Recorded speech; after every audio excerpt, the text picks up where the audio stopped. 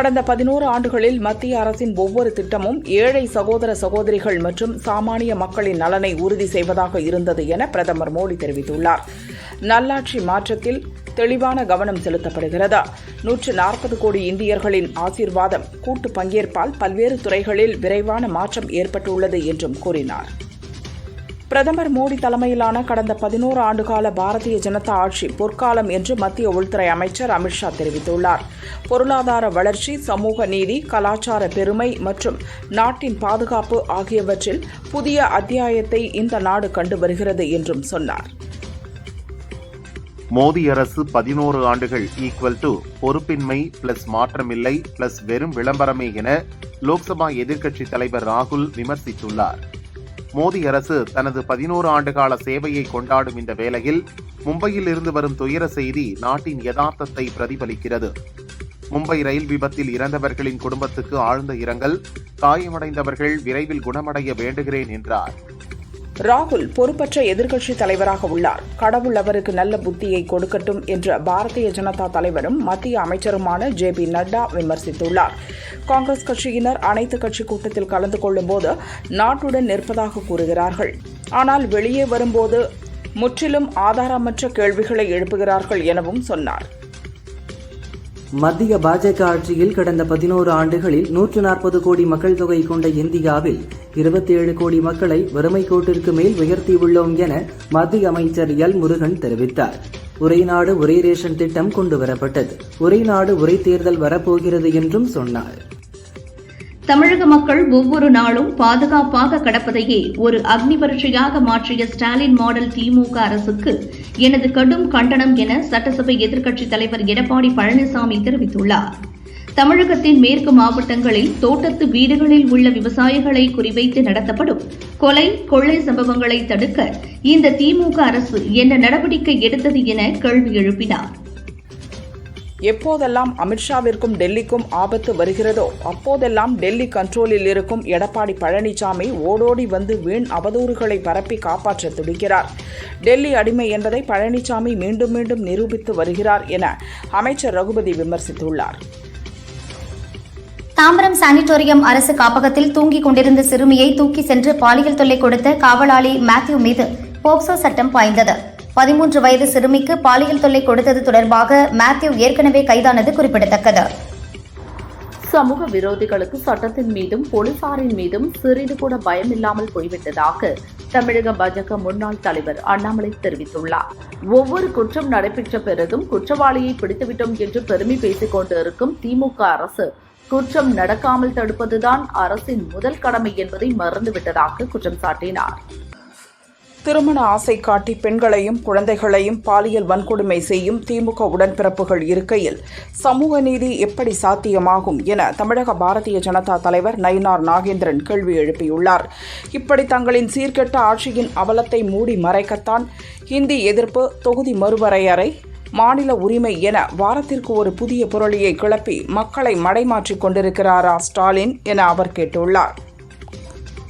அரசு சேவை இல்லத்தில் மாணவிகளுக்கு பாதுகாப்பற்ற சூழலை உருவாக்கியதுதான் திமுக அரசின் சாதனையா என பாமக தலைவர் அன்புமணி கேள்வி எழுப்பியுள்ளார்.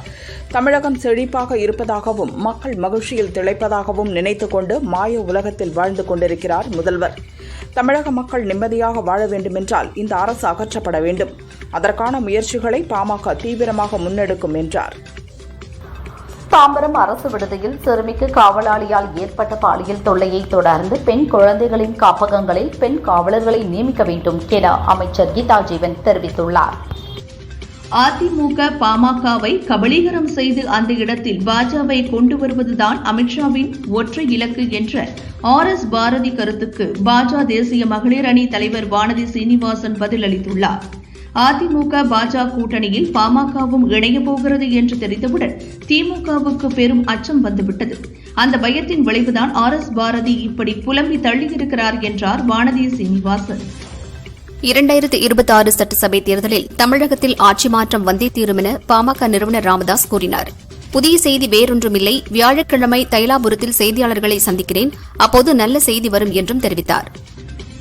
மத்திய அமைச்சர் அமித்ஷா தமிழகத்தில் கலவரத்தை தூண்டி சட்டம் ஒழுங்கை கெடுக்க பார்ப்பதாக திமுக MP ராஜா குற்றம் சாட்டியுள்ளார். சட்டவிரோத பணப்பரிமாற்ற வழக்கில் முன்னாள் அமைச்சர் செந்தில் பாலாஜி சகோதரருடன் இன்று கோர்ட்டில் ஆஜரானார். இதில் 12 பேருக்கு குற்றப்பத்திரிகை நகல்கள் வழங்கப்பட்டன. இவர்களுக்கு 50,000 பக்கங்கள் கொண்ட குற்றப்பத்திரிகை ஆவணங்களை காகித வடிவில் வழங்க அமலாக்கத்துறைக்கு கோர்ட் உத்தரவிட்டிருந்தது. பாஜக ஆளும் மாநிலங்களான உத்தரப்பிரதேசம், பீகாரில் குற்றங்கள் மட்டுமே நடக்கிறது. ஆனால் தமிழகத்தில் கொள்ளை நடைபெறுகிறது என்று அமித்ஷா சொல்லுவது மக்களை திசை திருப்புவதற்கான முயற்சி என முன்னாள் மத்திய அமைச்சர் மு க அழகிரி குற்றம் சாட்டியுள்ளார். திமுக முன்னாள் எம்எல்ஏ டேவிட் செல்வன், அதிமுக முன்னாள் எம்எல்ஏ டாக்டர் ஸ்ரீதரன், மயிலாப்பூர் முன்னாள் எம்எல்ஏ ராஜலட்சுமி, முன்னாள் நீதிபதி சுபாஷ் ஆகியோர் நடிகர் விஜய் முன்னிலையில் தாவேகாவில் இணைந்தனர். ஓய்வு பெற்ற IRS அதிகாரி அருண்ராஜும் தாவேகாவில் இணைந்தார். அவர் கொள்கை பரப்பு பொதுச் செயலாளராக நியமிக்கப்பட்டுள்ளார். தாவேக தலைவர் விஜயுடன் கூட்டணியா என்ற கேள்விக்கு அதற்கு அவர்தான் பதில் சொல்ல வேண்டும் என தேமுதிக பொதுச் செயலாளர் பிரேமலதா பளிச்சென்று பதில் சொன்னார். 2026 கூட்டணி ஆட்சி வந்தால் நல்லதுதான், அப்போதுதான் தப்பு நடந்தால் ஒரு எதிர்க்கட்சியாக சுட்டிக்காட்ட முடியும் என்றார்.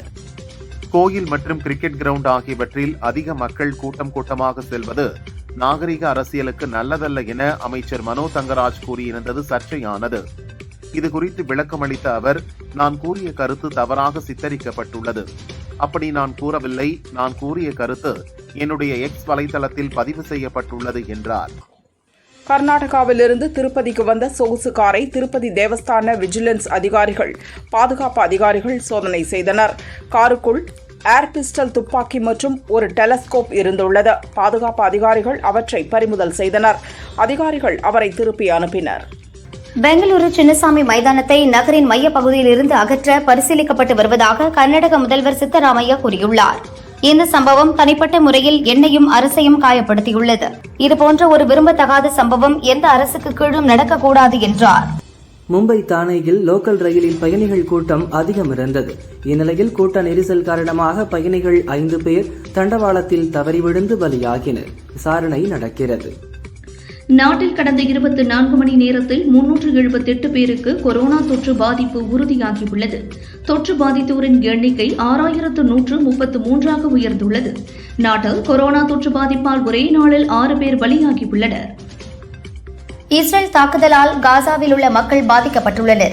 அங்குள்ள மக்களுக்கு பல்வேறு நாடுகள் உதவிகள் செய்து வருகின்றன. இந்த சூழலில் காசா பகுதிக்கு உணவு மற்றும் மருத்துவ உதவிகள் கொண்டு சென்ற மர்லின் என்ற கப்பலை சர்வதேச கடல் பரப்பில் வைத்து இஸ்ரேல் படையினர் சிறைபிடித்தனர்.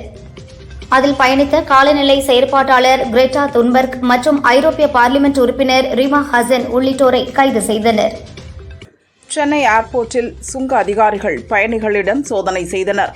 துபாய் மற்றும் தாய்லாந்திலிருந்து சென்னைக்கு கடத்தி வந்த 1,30,00,000 ரூபாய் மதிப்புடைய 1.4 கிலோ தங்கத்தை 2 பயணிகளிடம் பறிமுதல் செய்தனர். தொடர்ந்து விசாரணை நடத்தி வருகின்றனர்.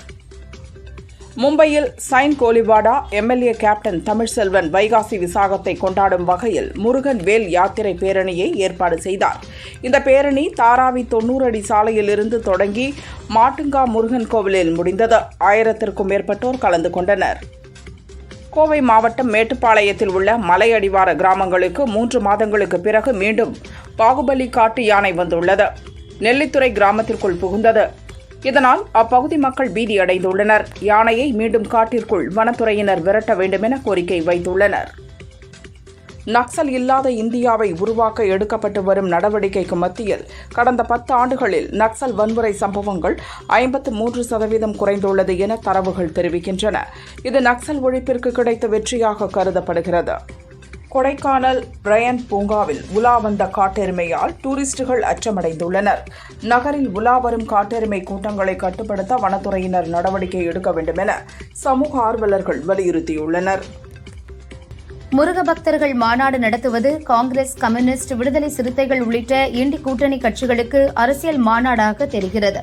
இதற்கு அரசியல் சாயம் பூச வேண்டிய அவசியம் இல்லை என இந்து முன்னணி மாநில தலைவர் காடேஸ்வரா சுப்பிரமணியம் கூறியுள்ளார்.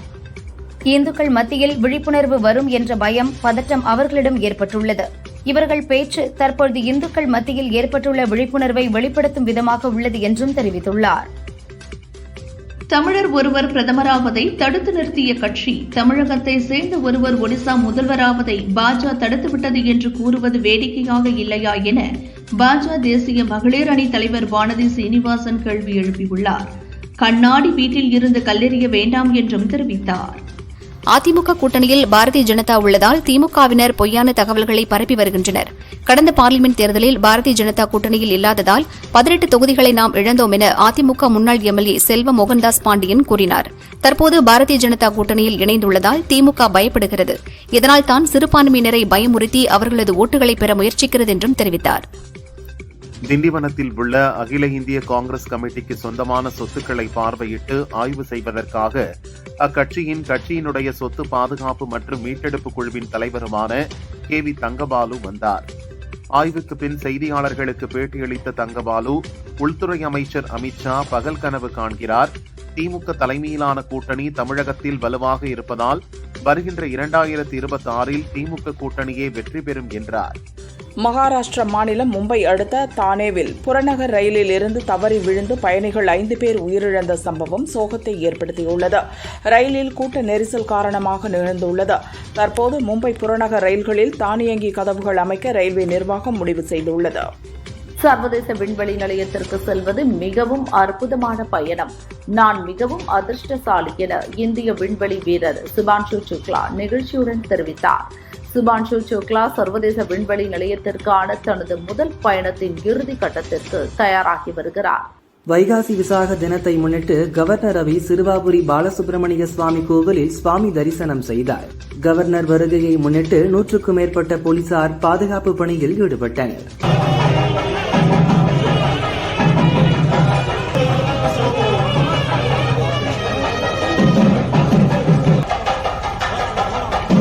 சத்தீஸ்கரில் நடந்த குண்டுவெடிப்பில் உதவி காவல் கண்காணிப்பாளர் பலியானார். கோண்டா எரபோரா சாலையில் டோன்ட்ரா அருகே மாவோயிஸ்டுகள் புதைத்து வைத்திருந்த குண்டு வெடித்தது. ரயில் பயணிகளின் ஆதாரை கவனமாக சரிபார்க்க டிக்கெட் பரிசோதகர்களுக்கு ரயில்வே அமைச்சகம் உத்தரவிட்டுள்ளது. பயணிகளின் ஆதார் அட்டையை ஆதார் ஆப்பை பயன்படுத்தி சரிபார்க்க அறிவுறுத்தப்பட்டுள்ளது. இந்திய விமானப்படைக்கு அதிநவீன தொழில்நுட்பம் கொண்ட 3 உளவு விமானங்களை 10,000 கோடி ரூபாயில் வாங்க பாதுகாப்புத்துறை முடிவு செய்துள்ளது. ஐஸ்டார் எனப்படும் உளவு விமானங்கள் எதிரிகளின் ரேடார் நிலையங்கள், வான் பாதுகாப்பு அமைப்புகள் மற்றும் பிற நடமாடும் ராணுவ தளவாடங்கள் மீது துல்லியமான தாக்குதல்கள் நடத்துவதற்கு உதவும். முருகப்பெருமானின் 6 படை வீடுகளில் 2ஆம் படை வீடான திருச்செந்தூர் சுப்பிரமணிய சுவாமி கோயிலில் வைகாசி விசாகத்தையொட்டி பல்வேறு பகுதிகளில் இருந்தும் லட்சக்கணக்கான பக்தர்கள் குவிந்தனர். அலகுவேல் கொத்தியும் காவடி சுமந்தும் பாத யாத்திரையாக வந்தும் தங்களது நேர்த்திக் கடனை செலுத்தினர்.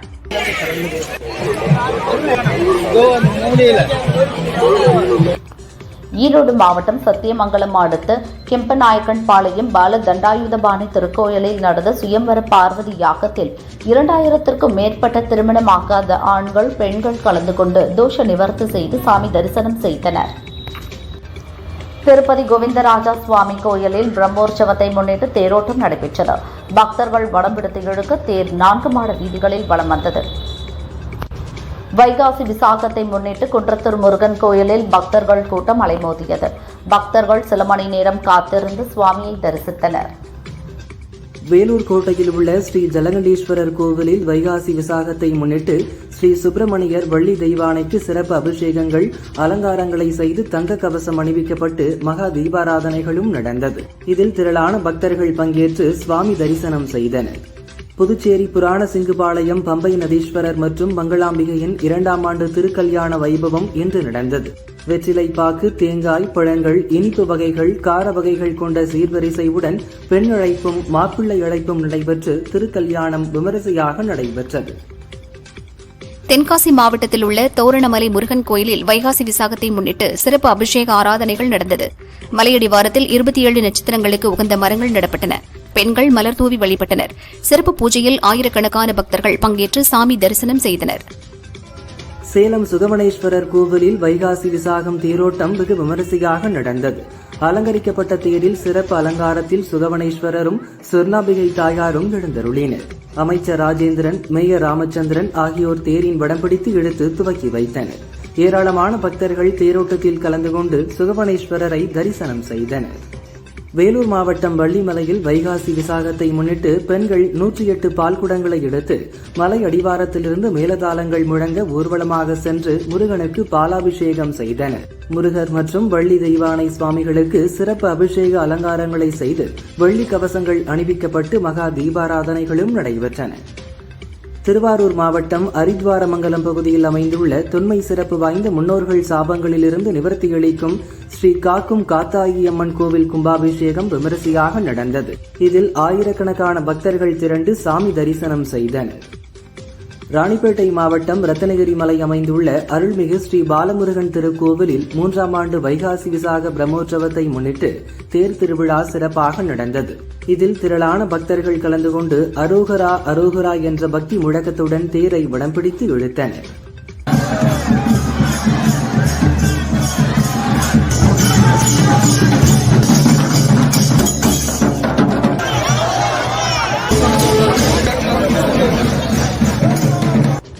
கோவை மாவட்டம் தொம்பிலிப்பாளையம் ஸ்ரீ காமாட்சியம்மன் கோயிலில் நடந்த மகா கும்பாபிஷேகம் விழாவில் 1000க்கும் மேற்பட்ட பக்தர்கள் கலந்து கொண்டு சாமி தரிசனம் செய்தனர். கும்பாபிஷேக நிகழ்வின் போது ஹெலிகாப்டர் மூலம் கோயில் கோபுரம் மற்றும் பக்தர்கள் மீது மலர் தூவப்பட்டது.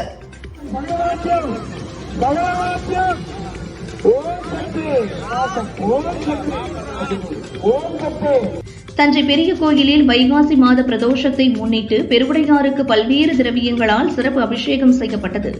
அலங்கரிக்கப்பட்ட நந்தியம் பெருமானுக்கு மகா தீபாராதனை நடந்தது. திரளான பக்தர்கள் பங்கேற்று சுவாமி தரிசனம் செய்தனர்.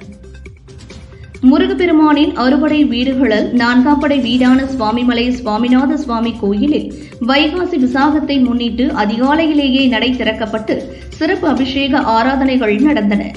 தங்க கவசம் வைரவேல் சார்த்தப்பட்டு சிறப்பு அலங்காரத்தில் பக்தர்களுக்கு காட்சியளித்தார். பக்தர்கள் நீண்ட வரிசையில் காத்திருந்து தரிசனம் செய்தனர். திருச்செந்தூர் சுப்பிரமணிய சாமி கோயில் வைகாசி விசாக திருவிழாவை முன்னிட்டு தூத்துக்குடி மாவட்டத்துக்கு இன்று உள்ளூர் விடுமுறை விடப்படுவதாக மாவட்ட கலெக்டர் இளம் பகவத் அறிவித்துள்ளார். ராஜ்யசபா தேர்தலுக்கான வேட்புமனு தாக்கல் இன்றுடன் நிறைவு பெற்றது. ராஜ்யசபா தேர்தலுக்காக மொத்தம் 13 பேர் 17 வேட்பு மனுக்களை தாக்கல் செய்தனர். இவர்களில் திமுக சார்பில் 4 பேர், அதிமுக சார்பில் 2 பேர், சுயேட்சைகள் 3 பேர் மனு தாக்கல் செய்துள்ளனர். ஒசூர் ராயக்கோட்டை சாலையில் சென்று கொண்டிருந்த சரக்கு லாரி ஒன்று டிரைவரின் கட்டுப்பாட்டை இழந்து சாலையில் தறிக்கிட்டு ஓடியது. திருவேணி கார்டன் என்ற இடத்தில் சாலையோரம் இருந்த தள்ளுவண்டி மீது மோதி கவிழ்ந்து விபத்துக்குள்ளானது. இதில் காயமடைந்த லாரி டிரைவரை அப்பகுதி மக்கள் மீட்டு ஒசூர் அரசு மருத்துவமனைக்கு அனுப்பினர். லாரி மோத வருவதை பார்த்த தள்ளுவண்டி வியாபாரி உடனே அங்கிருந்து ஓடி உயிர் தப்பினார். விபத்து குறித்து ஒசூர் நகர போலீசார் விசாரிக்கின்றனர். திருநெல்வேலி மாவட்டம் அருகன்குளம் பகுதியில் முத்து என்பவருக்கு சொந்தமாக உள்ள பழைய மரப்பொருட்கள் சேகரித்து வைக்கும் குடோனில் திடீர் தீ விபத்து ஏற்பட்டது.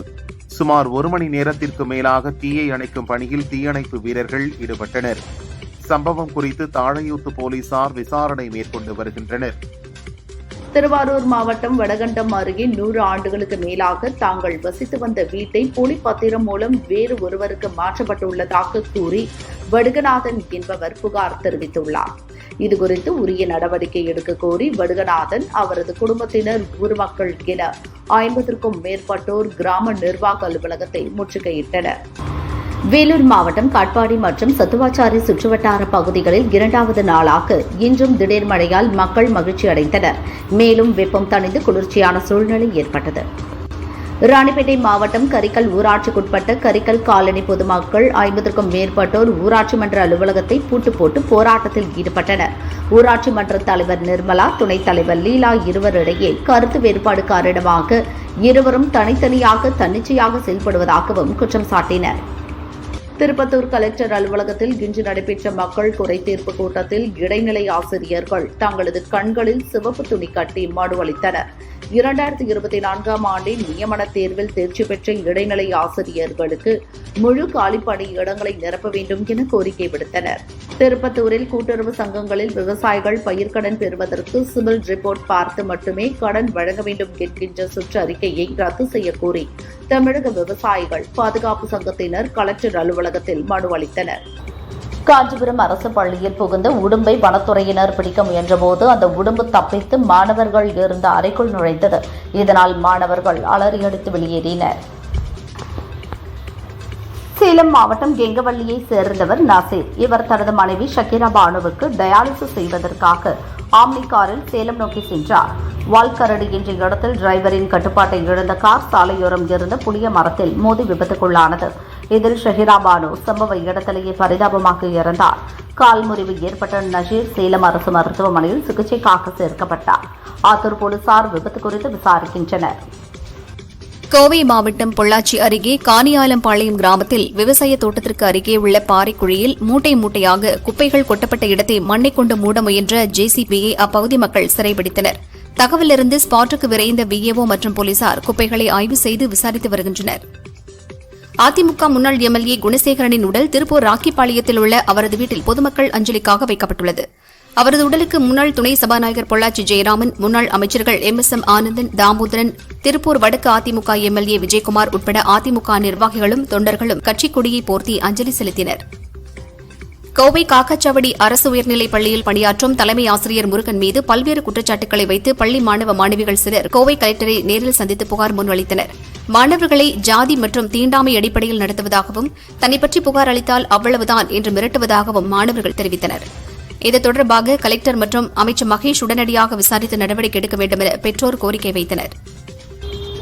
நெல்லை பாளையங்கோட்டை ரயில் நிலையத்தில் இந்தி எழுத்துக்களை அழித்ததால் 7 பேருக்கு 1 மாதம் சிறை தண்டனை விதித்து நெல்லை நீதிமன்றம் உத்தரவிட்டுள்ளது. தமிழகத்தில் இன்று 11 மாவட்டங்களில் கனமழைக்கு வாய்ப்புள்ளதாக சென்னை வானிலை ஆய்வு மையம் தெரிவித்துள்ளது. 13, 14, 15 ஆகிய தேதிகளில் நீலகிரி, கோவைக்கு மிக பலத்த மழைக்கான ஆரஞ்ச் எச்சரிக்கை விடுத்துள்ளது. ராமநாதபுரம் மாவட்டம் எம்பி கேவலசை பகுதியைச் சேர்ந்தவர் முத்துக்கருப்பன். முதியவரான இவரை சில இளைஞர்கள் தாக்கியதுடன் சாப்பிட வைத்திருந்த உணவில் மண் அள்ளி கொட்டினர். இதுபற்றி புகார் அளிக்க கலெக்டர் அலுவலகத்திற்கு அரிவாளுடன் சென்றார். கேடிக்கரை போலீசார் அரிவாளை பறிமுதல் செய்து விசாரித்து வருகின்றனர். கொடைக்கானல் பள்ளங்கி பகுதியைச் சேர்ந்தவர் வனராணி. இவருக்கு சொந்தமான 6 ஏக்கர் நிலத்தை சிலர் ஆக்கிரமித்துள்ளதுடன் வனராணிக்கு கொலை மிரட்டல் விடுத்தனர். நிலத்தை மீட்டுத் தரக்கோரி கைக்குழந்தைகளுடன் திண்டுக்கல் கலெக்டர் அலுவலகத்திற்கு வனராணி சென்றார். அங்கு பெட்ரோல் ஊற்றி தீக்குளிக்க முயன்றார். போலீசார் அவரை தடுத்து நிறுத்தினர். திண்டுக்கல் மாவட்டம் நத்தம் அருகே லிங்கவாடியில் உள்ள அரசு உயர்நிலைப் பள்ளியின் சத்துணவு கூடத்தில் திடீரென சிலிண்டர் வெடித்து சிதறியது. உணவு தயாரித்த ஜோதியம்மாள், சரசு ஆகியோர் காயமடைந்தனர். உடனடியாக இருவரும் மதுரை அரசு ஹாஸ்பிட்டலில் அட்மிட் செய்யப்பட்டனர். அதிர்ஷ்டவசமாக மாணவர்கள் யாருக்கும் பாதிப்பில்லை. நத்தம் போலீசார் விசாரிக்கின்றனர். இலங்கையின் கண்டி மாவட்டத்தைச் சேர்ந்த முகமது கியாஸ், அவரது மனைவி பாத்திமா பர்ஹானா மற்றும் 3 குழந்தைகளுடன் அகதிகளாக தனுஷ்கோடிக்கு படகில் வந்தனர். கடலோர பாதுகாப்பு குழும போலீசார் அவர்களை மீட்டு விசாரித்து வருகின்றனர். பெரம்பலூரில் இருந்து திருமண கோஷ்டியினரை ஏற்றிக்கொண்டு வேன் ஒன்று கொப்பம்பட்டி நோக்கி சென்றது. திருச்சி சாலை பாலக்கரை திருப்பம் அருகே வேனை நிறுத்தியபோது சாலையோர பள்ளத்தில் வேன் சிக்கி கவிழ்ந்தது. அதிர்ஷ்டவசமாக பயணிகள் உயிர் தப்பினர். இதனால் அப்பகுதியில் 2 மணி நேரம் போக்குவரத்து பாதிக்கப்பட்டது. மதுரையிலிருந்து கோவை செல்லும் அரசு பஸ் ஆரப்பாளையம் பஸ் ஸ்டாண்டில் நின்றது. சீட் அனைத்தும் நிரம்பியதால் பஸ்ஸை எடுக்குமாறு பயணிகள் டிரைவரிடம் கூறினர். பணிமனை மேனேஜர் உத்தரவின்றி குறிப்பிட்ட நேரத்திற்கு முன்பாக பஸ்ஸை எடுக்க முடியாது என டிரைவர் தெரிவித்தார். பயணிகள் மேனேஜரிடம் முறையிட்டனர். ஆத்திரமடைந்த மேனேஜர் மாரிமுத்து டிரைவர் கணேசனை செருப்பால் தாக்கினார். வீடியோ வைரலானதால் மாரிமுத்து சஸ்பெண்ட் செய்யப்பட்டார். திருச்சி மாவட்டத்தில் பொது இடங்களில் வைக்கப்பட்டுள்ள அரசியல் கட்சியின் கொடிக்கம்பங்கள் 90% அகற்றப்பட்டுள்ளது. விரைவில் முழுவதுமாக அகற்றப்படும் என கலெக்டர் பிரதீப்குமார் கூறினார். கடைகள் மற்றும் வணிக வளாகங்களில் உள்ள ஆங்கில பெயர் பலகைகளை அகற்ற 10 நாட்கள் காலக்கெடு வழங்கப்பட்டுள்ளது. அதற்குள் அகற்றாவிட்டால் கடும் நடவடிக்கை எடுக்கப்படும் என்றும் எச்சரித்தார். சிதம்பரம் புவனகிரி சாலையில் சிலுவைபுரம் பகுதியில் 2 இருசக்கர வாகனங்கள் நேருக்கு நேர் மோதிய விபத்தில் ராமநாதன் என்பவர் சம்பவ இடத்திலேயே பலியானார். பலத்த காயத்தோடு இருந்த சுந்தரேசன் என்பவர் மருத்துவமனைக்கு கொண்டு செல்லும் வழியில் இறந்தார். சிதம்பரம் தாலுகா போலீசார் வழக்கு பதிந்து விசாரித்து வருகின்றனர். புதுச்சேரி கிராமப்புறங்களில் விவசாய மற்றும் குடிநீர் ஆதாரமாக விளங்கும் வெள்ளேரியில் தொழிற்சாலையின் கழிவுகள் கொட்டியவர்கள் மீது கடுமையான நடவடிக்கை எடுக்க வேண்டும் என்று அந்த பகுதி மக்கள் கோரிக்கை விடுத்துள்ளனர். இதுகுறித்து மாவட்ட நிர்வாகத்திற்கு புகார் கொடுத்தும் இதுவரை எந்த நடவடிக்கையும் எடுக்கவில்லை எனவும் தெரிவித்தனர். இந்திய கடற்படையின் ஹெலிகாப்டர் பயிற்சி பள்ளியான INS ராஜாலியில் ஹெலிகாப்டர் பயிற்சியில் 104வது பேட்ச் வெற்றிகரமாக முடிந்து அதில் ஒரு பெண் அதிகாரி உட்பட 18 அதிகாரிகள் பயிற்சி மேற்கொண்டனர். கிழக்கு கடற்படை தளபதி வைஸ் அட்மிரல் ராஜேஷ் பந்தர்கர் சிறப்பு அழைப்பாளராக கலந்து கொண்டு ஹெலிகாப்டர் பைலட்டுகளுக்கு கோல்டன் விங்ஸ் விருதுகளை வழங்கினார். சிபில் ரிப்போர்ட் சரிபார்த்தே விவசாயிகளுக்கு கடன் வழங்க வேண்டும் என்ற கூட்டுறவுத்துறையின் மாநில பதிவாளர் அறிவிப்பை ரத்து செய்து விவசாயிகளை காக்க வேண்டும் என கையில் கத்தரிச் செடி, மக்காச்சோளம், நெல்லை ஏந்தியவாறு விவசாயிகள் பாதுகாப்பு சங்கத்தினர் திருப்பூர் கலெக்டரிடம் முன்வைத்தனர். அதிமுக முன்னாள் எம்எல்ஏ குணசேகரன் மறைவையொட்டி பாரதிய ஜனதா நல்லூர் மண்டல் சார்பில் இன்று நடைபெற இருந்த அனைத்து நிகழ்ச்சிகளும் ரத்து செய்யப்பட்டு ஒத்திவைக்கப்படுவதாக பாரதிய ஜனதாவினர் அறிவித்துள்ளனர். அதேபோல வாலிபாளையம் பகுதியில் உள்ள கடைகள், வணிக நிறுவனங்கள் அடைத்து வியாபாரிகள் அவருக்கு அஞ்சலி செலுத்தினர். கிருஷ்ணகிரி மாவட்டம் தேன்கனிக்கோட்டை அருகே மாறுப்பள்ளி கிராமத்தைச் சேர்ந்த கிருஷ்ணப்பா என்பவர் குவாரியில் கல் உடைப்பதற்காக டூ வீலரில் சென்றுள்ளார். அச்சுப்பாலம் கிராமம் அருகே வனத்திலிருந்து வெளியேறிய காட்டு யானை அவரை தாக்கியது. அப்போது அவ்வழியாக டெம்போவில் வந்தவர்கள் கூச்சலிட்டதால் யானை திரும்ப வனத்திற்குள் ஓடியது. காயமடைந்த கிருஷ்ணப்பாவை மீட்டு தனியார் மருத்துவமனையில் சேர்த்தனர். இந்த சம்பவம் குறித்து தளி வனத்துறையினர் மற்றும் போலீசார் விசாரிக்கின்றனர். கடலூர் மாவட்டம் ஸ்ரீமுஷ்ணம் ஒன்றியத்திற்குட்பட்ட பாளையங்கோட்டை மேல்பாதி தெற்கு தெருவில் நேற்று பெய்த மழையால் மழைநீர் தேங்கி நிற்கும் அவல நிலை ஏற்பட்டது. ஒவ்வொரு முறையும் மழை பெய்யும் பொழுது வடிகால் வசதி இல்லாததால் மழைநீர் சூழ்ந்து தேங்கி நிற்பதாக அப்பகுதி மக்கள் கவலை தெரிவித்தனர். தமிழகத்தில் மாம்பழக்கூழ் தயாரிக்கும் தொழிற்சாலை அமைக்க வேண்டும் என கோரி வேலூர் மாவட்டம் சத்துவாச்சாரியில் உள்ள கலெக்டர் அலுவலகத்தில் மாம்பழ விவசாயிகள் மனு அளித்தனர். ஆந்திர அரசு வழங்குவதைப் போல தமிழகத்திலும் மாம்பழ விவசாயிகளுக்கு 4000 ரூபாய் ஊக்கத்தொகை வழங்க வேண்டும் எனவும் கோரிக்கை விடுத்துள்ளனர். ராணிப்பேட்டை மாவட்டம் கொடைக்கல் கல்லாலங்குப்பம் கிராமத்தைச் சேர்ந்தவர் குமுதவல்லி, வயது 39. பெங்களூருவில் நடந்த உறவினரின் திருமண நிகழ்ச்சியில் பங்கேற்றுவிட்டு ரயிலில் ஊர் திரும்பினார். அம்மூர் ரயில் நிலையத்தில் இறங்கிய அவர் ரயில்வே தண்டவாளத்தில் நடந்து சென்றார். அந்த வழியாக வந்த எக்ஸ்பிரஸ் ரயில் மோதியதில் ஸ்பாட்டிலேயே பலியானார். காட்பாடி ரயில்வே போலீசார் விசாரிக்கின்றனர். அரசு உதவி பெறும் பொறியியல் கலைக் கல்லூரிகளில் MBA, MCA படிப்புகளுக்கு விண்ணப்பிக்கலாம். டான்செட் நுழைவுத் தேர்வு எழுதிய மாணவர்கள் ஆன்லைனில் விண்ணப்பிக்க ஜூன் 30 கடைசி நாளாகும். ஜூலை 14ஆம் தேதி தரவரிசை பட்டியல் வெளியிடப்படும் என்றும் அறிவிக்கப்பட்டது. திருப்பூர் தெற்கு தொகுதியின் முன்னாள் அதிமுக எம்எல்ஏ குணசேகரன் உடல்நலக்குறைவால் கோவையில் தனியார் மருத்துவமனையில் சிகிச்சை பெற்று வந்தார். சிகிச்சை பலனின்றி இன்று இறந்தார். அவருக்கு வயது 58. 2016 முதல் 2021 வரை திருப்பூர் தெற்கு தொகுதியில் எம்எல்ஏவாக பணியாற்றியவர். தற்போது மாநில அம்மா பேரவை இணை செயலாளராக இருந்தார். இவரது மறைவிற்கு அதிமுகவினர் இரங்கல் தெரிவித்து வருகின்றனர். சென்னையில் இன்று ஆபரண தங்கத்தின் விலை சவரனுக்கு 200 ரூபாய் குறைந்து ஒரு சவரன் 71,640 ரூபாய்க்கும் 1 கிராம் 8,955 ரூபாய்க்கும் விற்பனையாகிறது. வெள்ளி விலை கிராமுக்கு 1 ரூபாய் உயர்ந்து 1 கிராம் 118 ரூபாய்க்கு விற்பனை செய்யப்படுகிறது. சென்னையில் பூந்தமல்லி, நசரத்பேட்டை, செம்பரம்பாக்கம் உள்ளிட்ட பல்வேறு பகுதிகளில் திடீரென பலத்த சூறாவளி காற்றுடன் மழை பெய்தது. காற்றின் வேகத்தால் பூந்தமல்லியில் இரும்பு கூரை பறந்து விழுந்தது. இதனால் அங்கிருந்த வீடுகளின் சுவர்கள், ஏசி பெட்டி உள்ளிட்டவை சேதமடைந்தன. பூந்தமல்லியில் பூங்காவில் விளையாடிக் கொண்டிருந்த சிறுவன் மீது மின்சாரம் பாய்ந்ததால் பரபரப்பு ஏற்பட்டது. ஆபத்தான நிலையில் மின்கம்பங்கள் இருப்பதாக பொதுமக்கள் புகார் தெரிவித்தனர். விருத்தாச்சலத்தைச் சேர்ந்த 15 பேர் சுற்றுலா வேனில் ராமேஸ்வரத்திற்கு புறப்பட்டு சென்றனர். ராமநாதபுரம் மாவட்டம் பெருங்குளம் அருகே நதிப்பாலம் பகுதியில் சென்றபோது வேன் மீது எதிரே வந்த கார் மோதியது. காரில் இருந்த கீழக்கரையைச் சேர்ந்த வெங்கடேஸ்வரன், வேனில் வந்த 12 வயது சிறுமி மகாலட்சுமி ஆகியோர் ஸ்பாட்டிலேயே பலியானார்கள். 10க்கும் மேற்பட்டோர் காயமடைந்தனர். உச்சிப்புலி போலீசார் விசாரிக்கின்றனர். இந்த விபத்தால் 2 மணி நேரம் போக்குவரத்து பாதிக்கப்பட்டது. திருப்பூர் மாவட்டம் தாராபுரம் அடுத்த சின்னக்கம்பாளையத்தில் செயல்படும் தனியார் கோழி பண்ணையை நிரந்தரமாக மூட வலியுறுத்தி அப்பகுதியைச் சேர்ந்த விவசாயிகள் மற்றும் பொதுமக்கள் 100க்கும் மேற்பட்டோர் திருப்பூர் கலெக்டர் அலுவலகத்தில் தரையில் அமர்ந்து தர்ணாவில் ஈடுபட்டதால் பரபரப்பு ஏற்பட்டது. புதுச்சேரி யூனியன் பிரதேசம் காரைக்கால் மாவட்டம் கோவில்பத்து பகுதியில் கட்டிட தொழிலாளி மணிகண்டன் என்பவர் வீட்டில் மர்ம நபர் பெட்ரோல் ஊற்றி தீ வைத்து சென்ற சிசிடிவி காட்சிகள் சமூக வலைதளங்களில் வெளியானது. இதுகுறித்து நகர காவல் நிலைய போலீசார் வழக்கு பதிவு செய்து மர்ம நபரை வலைவீசி தேடி வருகின்றனர். திண்டுக்கல் மாவட்டம் வத்தலகுண்டு பகுதியைச் சேர்ந்த திமுக ஒன்றிய விவசாய தொழிலாளர் அணி அமைப்பாளர் காளவாசல் கண்ணன் வீட்டில் இளைஞர் ஒருவர் பெட்ரோல் குண்டு வீசினார். பயங்கர சத்தத்துடன் வெடித்து சிதறியது. அப்பகுதி மக்கள் இளைஞரை சுற்றி வளைத்தனர். பெட்ரோல் குண்டு வீசிய மணிபாண்டியை போலீசார் கைது செய்தனர். கோவை மாவட்டம் அன்னூர் அருகே கீரநத்தம் குடியிருப்பு பகுதியில் கோல்டன் ஆயுர்வேதிக் மசாஜ் சென்டர் என்ற பெயரில் பெண்களை வைத்து விபச்சாரத்தில் ஈடுபட்ட 2 புரோக்கர்களை கோவில்பாளையம் போலீசார் கைது செய்தனர். மசாஜ் சென்டரில் இருந்து மீட்கப்பட்ட 8 பெண்களையும் போலீசார் காப்பகத்தில் ஒப்படைத்தனர். அமெரிக்காவின் லாஸ் ஏஞ்சல்ஸ் நகரில் சட்டவிரோதமாக குடியேறிய 44 பேர் கைது செய்யப்பட்டதால் கலவரம் வெடித்தது. லாஸ் ஏஞ்சல்ஸில் சட்டம் ஒழுங்கு மீட்டெடுக்கப்படும். சட்டவிரோத குடியேறிகள் வெளியேற்றப்படுவார்கள். அவர்களின் பிடியிலிருந்து லாஸ் ஏஞ்சல்ஸ் விடுவிக்கப்படும் என அமெரிக்க அதிபர் டிரம்ப் கூறியுள்ளார். இந்தியாவுடன் பரஸ்பர உறவை விரும்புவதாக வங்கதேச இடைக்கால அரசின் தலைவர் முகமது யூனிஸ் பிரதமர் மோடிக்கு கடிதம் எழுதியுள்ளார். பரஸ்பர உறவு, மரியாதை மற்றும் புரிதல் இரு நாடுகளையும் ஒன்றிணைத்து மக்களின் நலனுக்கு வழிவகுக்கும் என்று நம்புகிறேன் என்றும் கூறியுள்ளார். பிரான்ஸ் நாட்டின் பாரிஸ் நகரில் பிரெஞ்சு ஓபன் டென்னிஸ் போட்டிகள் நடந்தன. இறுதிப் போட்டியில் ஸ்பெயின் வீரர் கார்லோஸ் அல்காரஸ் இத்தாலி வீரர் ஜானிக் சின்னருடன் மோதினார். முதல் 2 செட்டுகளில் தோல்வியடைந்த அல்காரஸ் அடுத்த 3 செட்டுகளிலும் சிறப்பான வெற்றி பெற்று சாம்பியன் பட்டத்தை கைப்பற்றினார். RRR படத்திற்கு பின் மகேஷ் பாபு, பிரியங்கா சோப்ரா நடிக்கும் படத்தை இயக்கி வருகிறார் ராஜமௌலி. இதன் படப்பிடிப்பு நடந்து வருகிறது.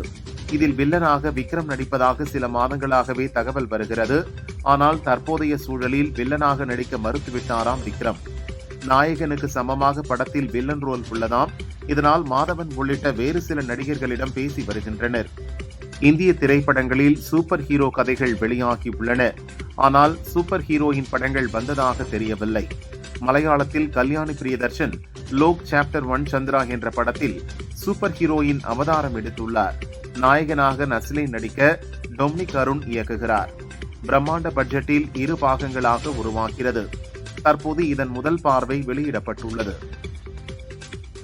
திக்கிலூனா, வடக்குப்பட்டி ராமசாமி படங்களை இயக்கிய கார்த்திக் யோகி அடுத்து ரவிமோகன் நடிப்பில் புரோகோட் என்ற படத்தை இயக்குகிறார். இதில் முக்கிய வேடத்தில் SJ சூர்யா நடிக்கிறார். இதை ரவிமோகனே தயாரிக்கிறார். இயக்குனர் கூறுகையில், காமெடி கலந்த ஆக்ஷன் கதையில் படம் உருவாகிறது.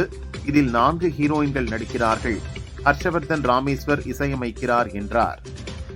தெலுங்கில் காமெடி நடிகராக இருந்த சுனில் ஒரு கட்டத்தில் ஹீரோவாக நடித்தார். இப்போது குணச்சித்திர வேடங்களில் நடிக்கிறார். தமிழிலும் தொடர்ந்து நடித்து வருகிறார். Maaveeran, Mark Antony, good bad ugly படங்களை அடுத்து விஜய் மில்டன் தமிழ், தெலுங்கில் இயக்கும் ஒரு படத்தில் சுனில் முக்கியமான வேடத்தில் நடிக்கிறார். இதில் தெலுங்கு நடிகர் ராஜ் தருண், ஆரி, பரத் ஆகியோரும் நடிக்கிறார்கள். ஜூன் 15 படத்தலைப்பு வெளியாகிறது. கௌதம் வாசுதேவ் மேனன் இயக்கத்தில் விக்ரம், ரித்து வர்மா, சிம்ரன் உள்ளிட்டோர் நடித்துள்ள படம் துருவ நட்சத்திரம். ரிலீஸிற்கு தயாரான போதிலும் ஃபைனான்ஸ் பிரச்சனையால் சில ஆண்டுகளாக கிடப்பில் உள்ளது. சிம்ரன் கூறியதாவது, இது ஒரு முழுமையான ஆக்ஷன் மற்றும் ஸ்டைலான எவர்கிரீன் படம். நாங்களும் இதன் ரிலீஸிற்காக காத்திருக்கிறோம். சரியான சமயத்தில் படம் வெளியாகும். எப்போது படம் ரிலீஸ் ஆனாலும் ரசிகர்களுக்கு கண்டிப்பாக பிடிக்கும் என்றார்.